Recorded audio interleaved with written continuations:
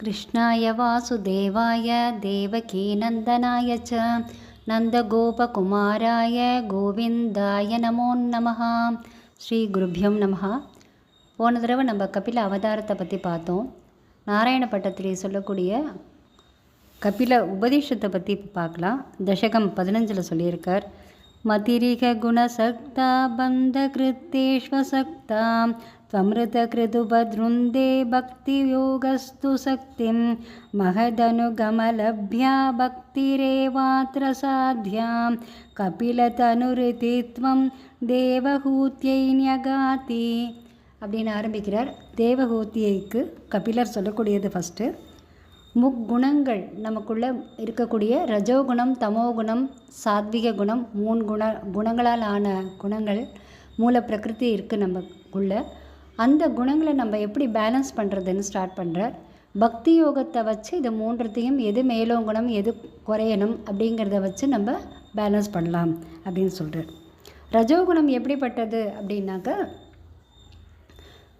ரொம்ப தீவிரமாக எல்லாமே தனக்கு தான், நான் தான் மேலோங்கி இருக்கணும் அப்படின்னு நினைக்கக்கூடியது ரஜோகுணம்.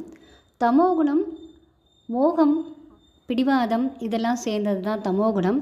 சாத்விக குணம் எது நல்லது எது கெட்டது அப்படின்னு பிரித்து பார்த்து நல்லதை மட்டும் செய்யக்கூடியது, பேலன்ஸ் பண்ணி நம்ம வாழ்க்கையை புரிஞ்சு நடந்துக்கக்கூடியது சாத்விக குணம்.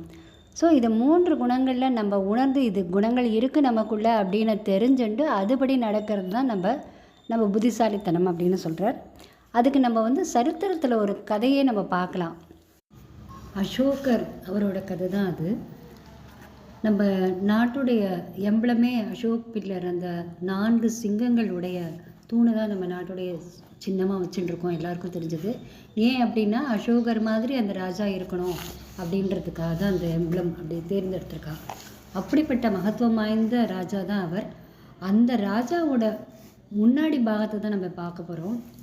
அவர் ரொம்ப எவ்வளோ பாதகமான செயல்கள்லாம் அவர் செஞ்சவர் தான் அவர். தன்னுடைய சொந்த தந்தையான பிம்பிசாரரை ஜெயிலில் போட்டுட்டு தான் தான் ராஜாவாக இருக்கணும், தனக்கு மிஞ்சின ராஜா உலகத்திலே யாரும் இருக்கக்கூடாது என்ற பேராசையில் அவர் அதுக்கு பேர் மகத்வாகாங்ஷ அப்படின்னு சொல்கிறது. அவ்வளோ பெரிய பேராசை, அது சாதாரண ஆசை இல்லை, பேராசை. அதுக்கு தான் ரஜோகுணம்னு சொல்கிறது. அந்த மாதிரி ரஜோகுணம் படைத்தவர் தான் அவர் ஆரம்பத்தில். அப்படி இருந்தவர் தன்னோட தந்தையை ஜெயிலில் போட்டார்.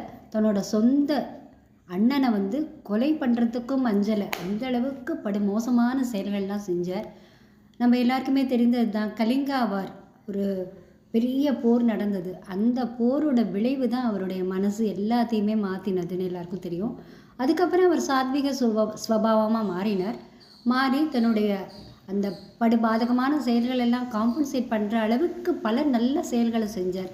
பலவிதமான கால்வாய்கள், மரங்கள், குளங்கள், மக்களுக்கு என்னென்ன விதத்தில் நல்லது பண்ண முடியுமோ அத்தனை நல்லதையும் பண்ணார். தன்னோட வாளையும் அந்த போர் கருவிகள் எல்லாத்தையும் தூக்கி போட்டார்.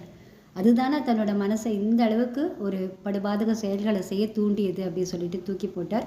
எவ்வளவு நல்ல ராஜாவாக இருக்க முடியுமோ அவ்வளவு நல்ல ராஜாவாக இருந்து காமிச்சார். ஸோ நம்மளுக்கு தெரிஞ்சதெல்லாம் நம்மளுக்கு அந்த சாத்விக ராஜா அசோகர் தான் நம்மளுக்கு தெரியும்.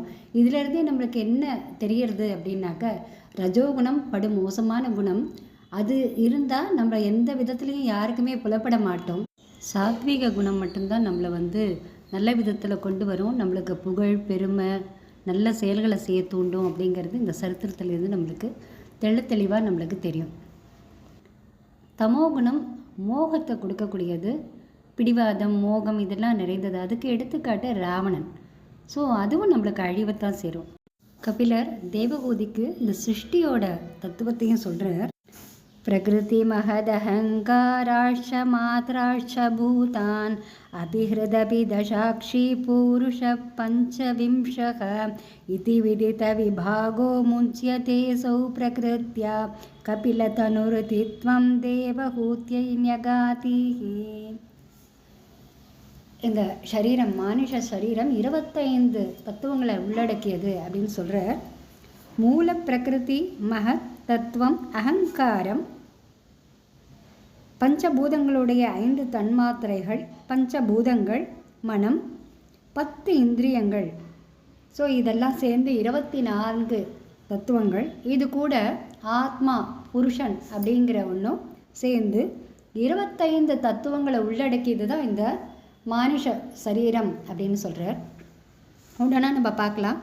மூல பிரகிருதி அப்படிங்கிறது என்னென்னா ரஜோகுணம், தமோகுணம், சாத்வகுணம், இந்த 3 குணங்களும் நிறைந்த இதுதான் பிரகிருதியால் நிறைந்த இதுதான் மூல பிரகிருதி.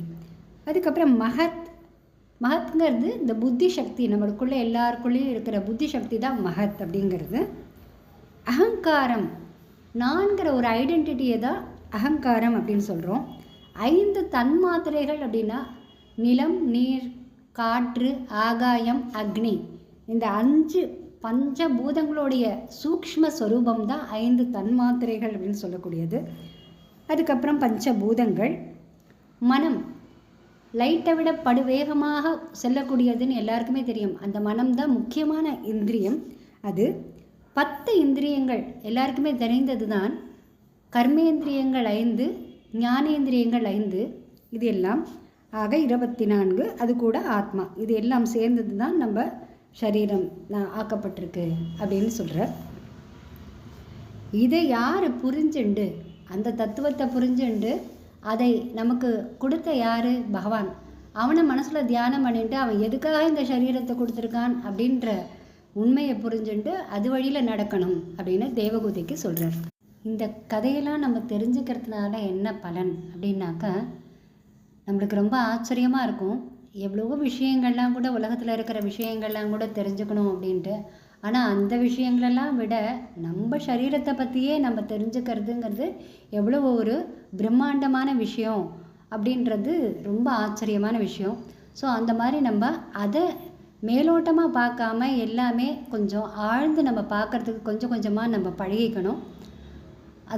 அதை சின்ன வயசுலேருந்தே குழந்தைங்களுக்கும் நம்ம பழக்கணும்.